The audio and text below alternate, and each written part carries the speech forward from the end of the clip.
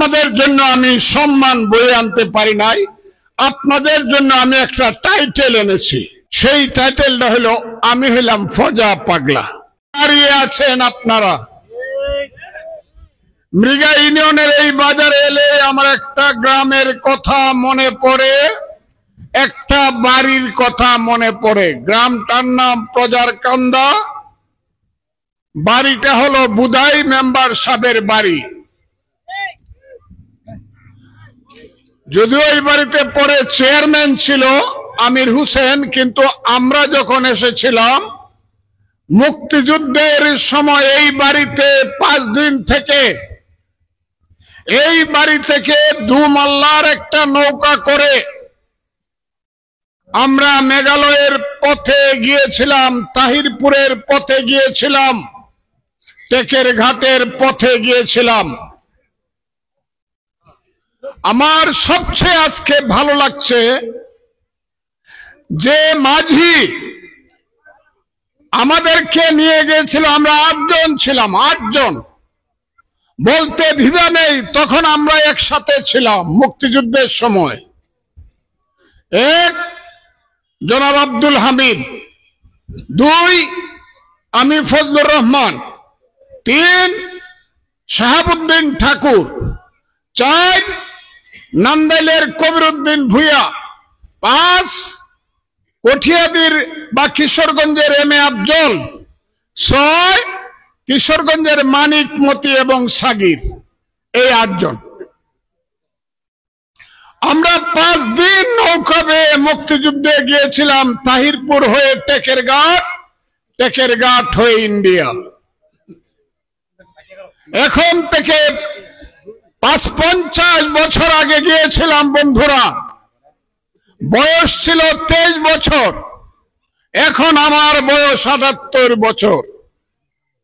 এই এলাকার মানুষের যখন কেউ ছিল না, মুক্তিযুদ্ধের শেষ পর্যায়ে এই এলাকা গজাইরা, কাট্টারকান্দা, বোরবাড়ি, প্রজারকান্দা, লাইন পাশা যখন বিপদে পড়েছিল বিভিন্ন কারণে, আমি ফজলুর রহমান আমার বাহিনী নিয়ে এসে আপনাদের পাশে দাঁড়িয়েছিলাম।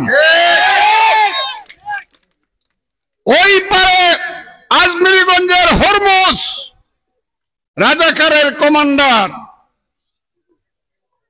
300 রাজাকার 300 রাইফেল নিয়ে আমি কমান্ডারের কাছে সারেন্ডার করেছিল। এইখান থেকে তাদেরকে পিটমোড়া বাদ দিয়ে আজকে যেখানে আমি নামাজ পড়লাম, গোলাম মোস্তফা সাহেবদের লাইন পাশার বাড়ি, তখন মাদ্রাসা ছিল না, একটা প্রাইমারি স্কুল ছিল, মাঠটা খালি ছিল। সেই মাঠে তাদেরকে সারেন্ডার করে হাত বেঁধে আমরা ইটনায় নিয়ে গিয়েছিলাম।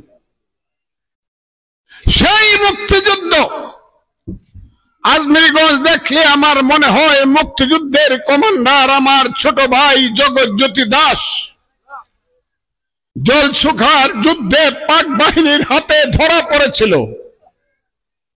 পাকিস্তানি হানাদার বাহিনীর তার লাশটাকে আজমিরগঞ্জের বট গাছে এনে বেঁধে রেখেছিল হাত পাও, এবং পচে পচে তার সমস্ত মাংস রাস্তায় পড়েছিল। এখন আমাকে বলা হচ্ছে মুক্তিযুদ্ধ ভুলে যাও, এই দেশে মুক্তিযুদ্ধ হয় নাই। আমি যে কারণে আজকে আপনাদের কাছে কথাগুলো বলবো বন্ধুরা, আমি আজকে আপনাদের কাছে খুব খারাপ মানুষ। এই কারণে খারাপ মানুষ, আপনাদের জন্য আমি সম্মান বয়ে আনতে পারি নাই, আপনাদের জন্য আমি একটা টাইটেল এনেছি। সেই টাইটেলটা হলো আমি হইলাম ফজা পাগলা। যে হারামজাদারা আমাকে এই টাইটেলটা দিয়েছে তাদের নাম হলো স্বাধীনতা বিরোধী, মুক্তিযুদ্ধ বিরোধী জামাত। তাদেরকে যদি ভোট দেন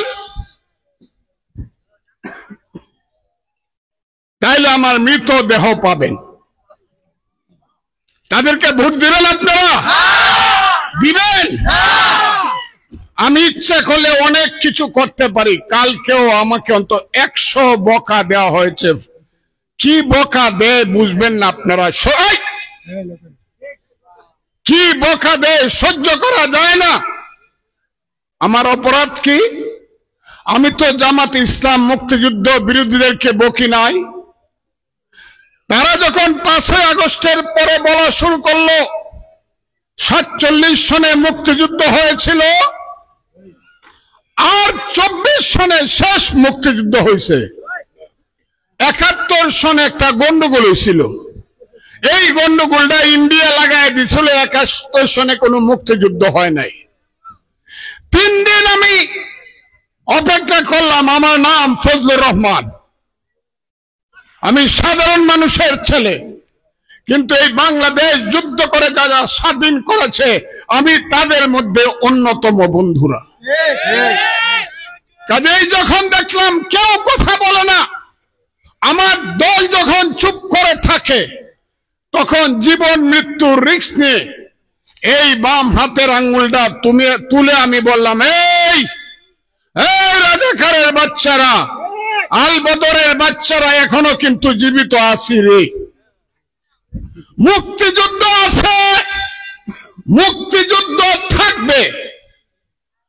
তোমরা যদি মুক্তিযুদ্ধকে শেষ করে দিতে চাও, তোমাদের সঙ্গে আরেকটা রাজনৈতিক যুদ্ধ আমাদের হবে।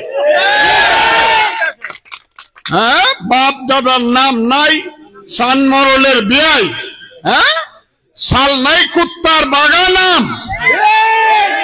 কয়েকটা অস্ত্র শস্ত্র চুরি ডাকাতি করেছ 5ই আগস্টে কেন্দ্রিক, মনে করছো অস্ত্র দিয়া ফজলুর রহমানদেরকে হত্যা করলেই মুক্তিযুদ্ধ শেষ হয়ে যাবে?